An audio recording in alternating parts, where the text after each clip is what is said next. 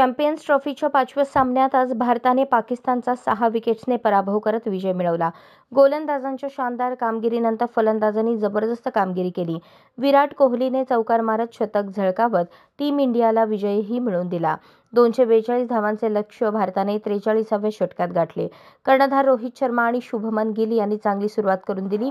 रोहित शर्मा 20 धावांवर बाद झाला. त्यानंतर विराट कोहली आणि गिलने दुसऱ्या विकेटसाठी 69 धावांची भागीदारी केली. शुभमन गिल बाद झाल्यानंतर श्रेयस अय्यर आणि विराटने 114 धावांची तिसऱ्या विकेटची भागीदारी केली. या भागीदारीमुळे भारत सहज विजयाकडे गेला. हार्दिक पंड्याच्या रूपात भारताला चौथा झटका बसला, पण त्यानंतर विराटने फटकेबाजी करत विजय मिळवून दिला. कोहलीने 111 चेंडूत शतक झळकावले. या खेळीत त्याने 7 चौकार खेचले. दरम्यान प्रथम फलंदाजी करत पाकिस्तानने भारतासमोर 242 धावांचे आव्हान ठेवले. कर्णधार मोहम्मद रिजवान आणि रऊफ यांनी डाव सावरला. त्यानंतर दोघे आऊट झाले आणि पाकिस्तानचा डाव गडगडला. शेवटच्या ओव्हरमध्ये धावांचा वेग वाढला होता. तळाच्या फलंदाजांनी धावा केल्याने पाकिस्तानला 241 धावांचे आव्हान उभे करता आले. भारतीय गोलंदाजीत अक्षर पटेल, कुलदीप यादव, रवींद्र जडेजा आणि हार्दिक पंड्या यांनी विकेट घेत धावसंख्येला ब्रेक लावला. त्यामुळे पाकिस्तानी फलंदाजांना पूर्ण 50 ओव्हर्सही खेळता आल्या नाहीत. 49.4 ओव्हर्समध्ये त्यांना 241 धावा करता आल्या.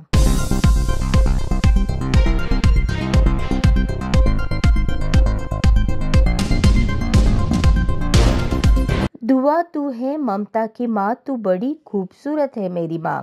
अशा शब्दांनी आईच्या प्रेमाची आणि सौंदर्याची नजाकत आपल्या शब्दांनी मोनिका सिंग यांनी, तर उन्हासोबत तुलना करणाऱ्या सोलापूरच्या उन्हावर आईची उपमा स्पष्ट करणारी कविता मनीषा कुंभार यांनी सादर केली आणि सभागृहात उपस्थित असलेल्या दर्दींनी टाळ्या वाजवून दाद दिली. निमित्त होते मुशायरी, काव्य आणि कलाकृतीने भरलेल्या तू और एक मैं या मैफिलीचे. शुक्रवारी सायंकाळी दखनी अदाब फाउंडेशनच्या वतीने छत्रपती रंगभवन सभागृहात सादर केलेल्या एक मैं और एक तू या मैफिलीच्या कार्यक्रमात या 2 अधिकाऱ्यांनी सोलापूरकरांना दिलखुलास आनंद दिला.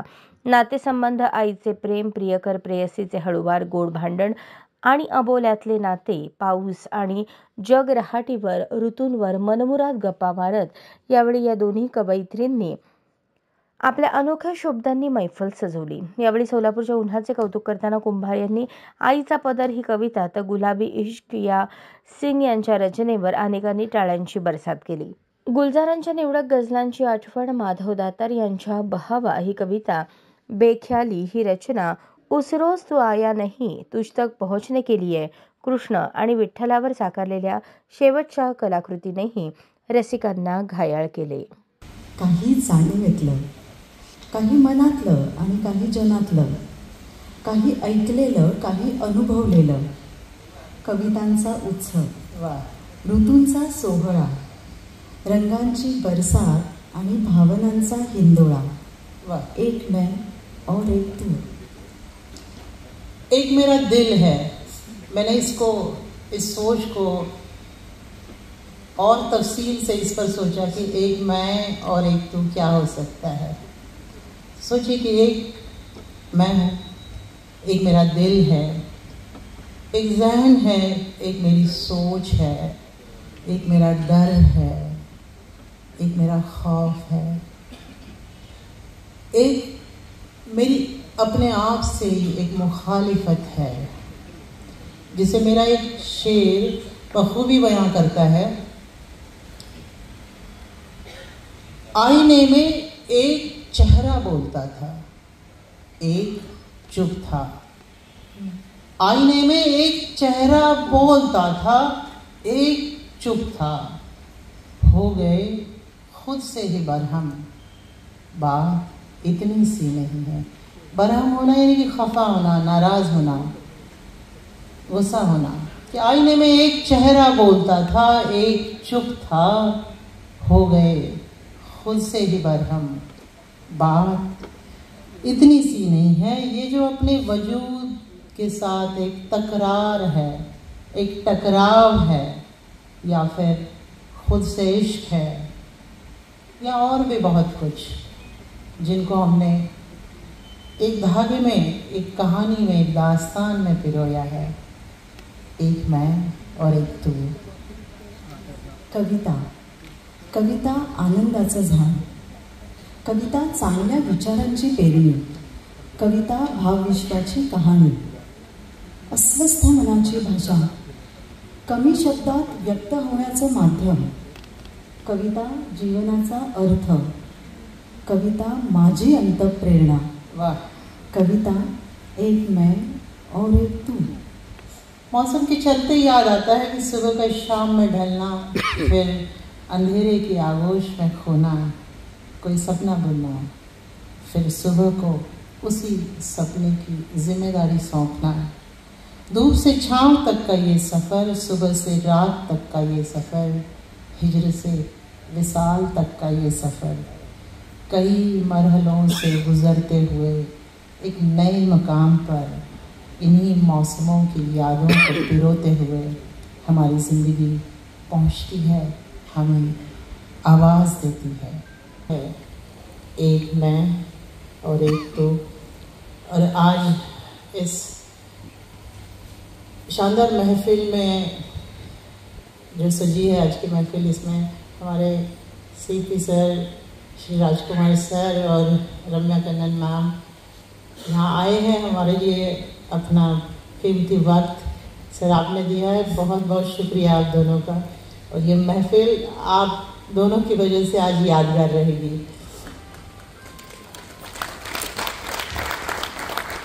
नमस्कार। सोलापूर माझ्यासाठी कर्तव्यभूमी। या शहराने माझ्या करिअरची सुरुवात झाली, करिअरला आकार दिला आणि आज याच शहराच्या साक्षीनं माझ्या कल्पना विश्वाला बहर येणार आहे। माझ्या या कलेला बळ देणाऱ्या आणि मार्गदर्शन करणाऱ्या मोनिका सिंग मॅडम यांच्या सोबतीनं आजचा कार्यक्रम सादर करणं यापेक्षा आनंदाचा क्षण तो काय। एक मैं और एक तू।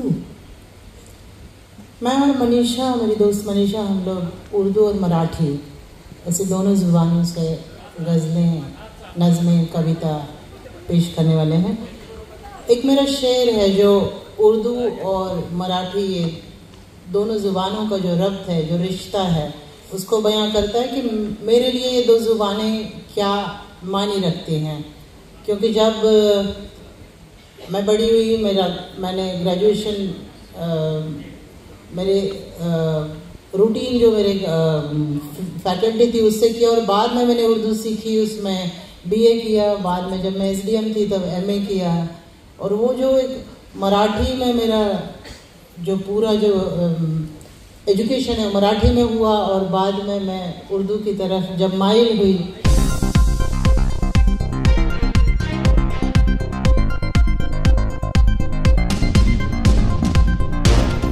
केंद्र सरकारचे अतिशय महत्त्वाकांक्षी योजना असलेल्या जलजीवन मिशनच्या कामांची पाहणी जिल्हा परिषद ग्रामीण पाणीपुरवठा विभागाचे कार्यकारी अभियंता संजय धनशेट्टी यांनी केली। दक्षिण सोलापूर तालुक्यातील कासेगाव या ठिकाणी जलजीवन मिशन अंतर्गत सुरू असलेल्या आणि अंतिम टप्प्यात आलेल्या कामाची पाहणी करताना धनशेट्टी यांनी विभागाला सूचना केल्या। कासेगाव या ठिकाणी बिरोबा वस्ती येथे जलजीवन मिशन अंतर्गत पाण्याच्या टाकीचे काम अंतिम टप्प्यात आले आहे। या पाहणीवेळी सरपंच यशपाल वाडकर, उपअभियंता कुलकर्णी, ग्रामपंचायत सदस्य शेख, माजी सदस्य वाडकर, मक्तेदार, ग्रामस्थ उपस्थित होते। सुमारे 1.5 कोटींचे हे काम असून हे काम झाल्यानंतर संपूर्ण गावाला पाणी पुरवठा केला जाणार आहे। यावेळी पाहणी करताना धनशेट्टी यांनी कामासाठी वाढीव निधी लागणार असेल तर मागणी करा आणि एप्रिलपासून ग्रामस्थांना पाणी पुरवठा झाला पाहिजे अशा सूचना केल्या।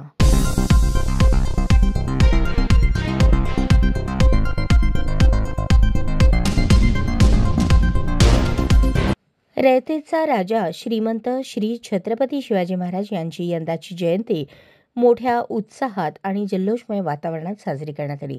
शिवजन्मोत्सव मध्यवर्ती महामंडळाच्या वतीने यंदा अनेक सामाजिक उपक्रम हाती घेण्यात आले।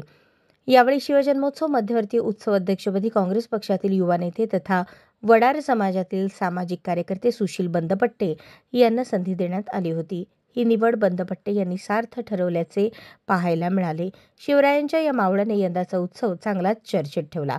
सामाजिक कार्यामध्ये अग्रेसर असणाऱ्या सुशील बंदापट्टे यांनी आपल्या संकल्पनेतून असे काही नवनवीन उपक्रम घेतले की ते कायमच लक्षात राहणारे आहेत. शिवजन्मोत्सवानिमित्त होणाऱ्या पाळणा कार्यक्रमाला तब्बल 60,000हून अधिक महिला उपस्थित राहिल्या. याचे योग्य नियोजन करण्यात आले. प्रथमच महिलांची शिवशोभायात्रा काढण्यात आली. महिला भगिनींमधून याचे स्वागत झाले. तो उपक्रम सर्वांचे लक्ष वेधून घेणारा ठरला. किशोरवयीन मुलींचे आरोग्य तपासणी शिबिर घेण्यात आले.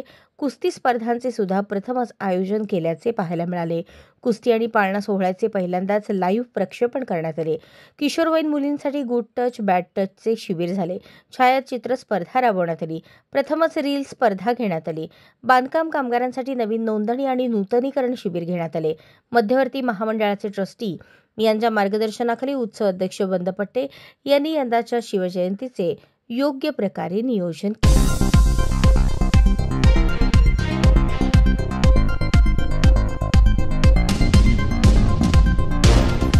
ठाकरेंच्या शिवसेनेत 2 मर्सिडीज दिल्या की 1 पद मिळायचे असा खळबळजनक आरोप विधान परिषदेच्या उपसभापती तथा शिवसेनेच्या नेत्या नीलम गोऱ्हे यांनी केला. त्यांच्या या विधानामुळे राजकीय वर्तुळात चांगलीच चर्चा रंगली आहे. 98वे अखिल भारतीय मराठी साहित्य संमेलन सध्या दिल्लीत सुरू आहे. मराठी साहित्य संमेलनात असे घडलो आम्ही या कार्यक्रमात गोऱ्हे यांनी मोठा गौप्यस्फोट केला. ठाकरेंच्या शिवसेनेत 2 मर्सिडीज दिल्या की 1 पद मिळायचे असा खळबळजनक विधान गोऱ्हे यांनी केले. दिल्लीत झालेल्या कार्यक्रमात बोलताना गोऱ्हे म्हणाल्या की कार्यकर्त्यांना कमी समजण्याचे कारण नाही. शिवसेनेच्या प्रत्येक कार्यक्रमासाठी ठाण्यातून माणसे आणली जायची. गल्ला गोळा करण्याचे काम शिंदेंना दिले होते. ठाकरेंच्या शिवसेनेत 2 मर्सिडीज दिल्या की पद मिळायचे असा सनसनाटी आरोप गोऱ्हे यांनी केला. तसेच ठाकरेंच्या शिवसेनेतल्या नेत्यांनाच आम्ही नको झालो होतो असेही विधान गोऱ्हे यांनी केले.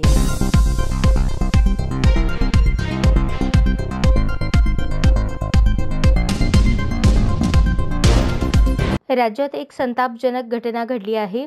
22 वर्षीय तरुणीचे तिच्या एक्स बॉयफ्रेंडने 5 मित्रांच्या मदतीने अपहरण केले आणि त्यानंतर 4 जणांनी तिच्यावर सामूहिक अत्याचार केला. ही धक्कादायक घटना भिवंडीतील शांतीनगर पोलीस ठाण्याच्या हद्दीत घडली असून पोलिसांनी 6 आरोपींविरुद्ध गुन्हा दाखल केला आहे. आतापर्यंत केवळ एकाच आरोपीला अटक झाली आहे. उर्वरित आरोपी अद्याप फरार आहेत. पोलिसांनी दिलेल्या माहितीनुसार पीडित तरुणी आणि मुख्य आरोपी हे दोघेही एका गावातील रहिवासी आहेत. गेल्या काही वर्षांपासून त्यांचे प्रेम संबंध होते. मात्र 4 महिन्यांपूर्वी दोघांमध्ये ब्रेकअप झाले. पीडितेने दुसऱ्या व्यक्तीसोबत नवीन नाते जोडल्याचे समजताच तिच्या एक्स बॉयफ्रेंडला ते सहन झाले नाही आणि संतापाच्या भरात त्याने आपल्या 5 मित्रांच्या मदतीने तिच्याशी सूड घेण्याचा कट रचला. गुरुवारी रात्री मुख्य आरोपी असलेल्या त्या तरुणाने पीडित तरुणीच्या भावाला ओलीस धरले आणि त्याच्यावर दबाव टाकून त्याच्या बहिणीला एका ठिकाणी बोलवण्यास भाग पाडले. पीडित तरुणी झोपेत असताना तिला आपल्या भावाकडून 15 मिस्ड कॉल्स आल्याचे दिसले. रात्री 1:15 वाजता तिने फोन उचलला असता भावाने ताप असल्याचे सांगून तिला एका ठिकाणी येण्यास सांगितले. ही तरुणी तातडीने रिक्षाने त्या ठिकाणी पोहोचली. मात्र तिथे तिच्या भावासह तिचा एक्स बॉयफ्रेंड आणि त्याचे 5 मित्र आधीच थांबले होते.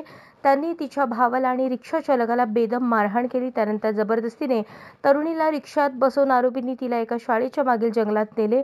तिथे 4 आरोपींनी तिच्यावर बलात्कार केला. त्यावरच न थांबता आरोपींनी तिला दुसऱ्या एका ठिकाणी नेऊन एका पिकअप व्हॅनमध्ये पुन्हा तिच्यावर अत्याचार केले. दरम्यान या प्रकरणात शांतीनगर पोलिसांनी 6 आरोपींविरुद्ध अपहरण आणि सामूहिक बलात्काराचा गुन्हा दाखल केलाय. मात्र आतापर्यंत केवळ एका आरोपीला अटक करण्यात आली असून उर्वरित 5 आरोपी फरार असून त्यांचा शोध सुरू आहे.